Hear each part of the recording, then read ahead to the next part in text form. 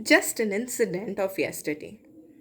My mom was doing the Diwali cleaning of the house when she came across a bundle of letters. A bundle of handwritten letters. And she instantly called me to show them. My immensely strong, matured, gritty mother just turned into a 5-year old kid who gets excited with toys and candies. They were letters from her beloved friends and families. And she started speaking about it. How she received those, how she felt about it, what was the purpose, etc. etc. And the way she was describing all of it, I could see her eyes glistening with memories and a voice exuding happiness. That was a different kind of happiness, a real one that has the potential to inflict that feeling in others as well. As I touched the letters, I could sense, I could feel how special those memorabilias are. I suddenly went into a state of trance and landed in the world of thoughts. Those letters symbolized the unconditional love imbibed in the bonds and relationships that my mother had. Those bonds that are still tied strongly and hasn't lost its sheen in any manner. My mom used to tie Rakhi to my maternal uncle's friends when she was in college then. Till date, there hasn't been a single year, bearing the pandemic ridden year, when she hasn't sent Rakhis to them. And maintaining the relationship is not a one way process, right? The love equally gets reciprocated and even manifolded from the other side as well. This was the affection that was conveyed in the letters. Being an introvert and shifting cities quite a lot since childhood, she didn't have much of the friends. But few of the close knit friends that she had were more than enough. Physically, of course, she wasn't able to spend much time with each one of them, but the relationships were so profound that each city she changed, the friend in the preceding city wrote to her to check her whereabouts. My dad too showered her with letters and cards at every other occasion.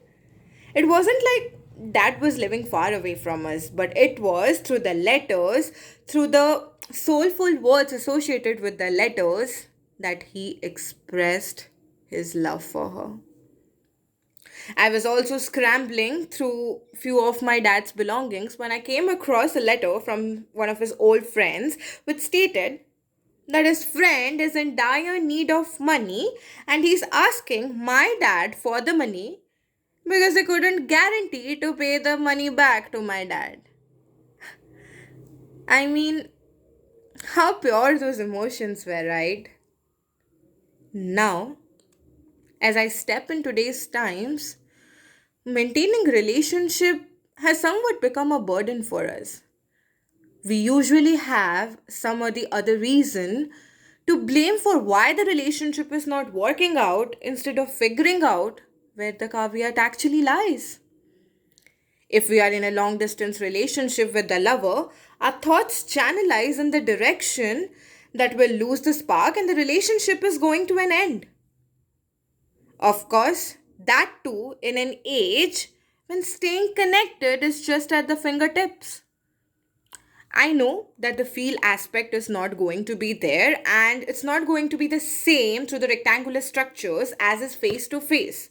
But when we say lose the spark, distance cannot have that lasting an impact to subdue the emotions. In case of friendships too, when we say that we have grown apart with few of our friends, we simply mention that relationships wane out over a period of time, we couldn't stay much connected because we were busy, and so on. After all, it was very difficult, right, when we all have access to smartphones,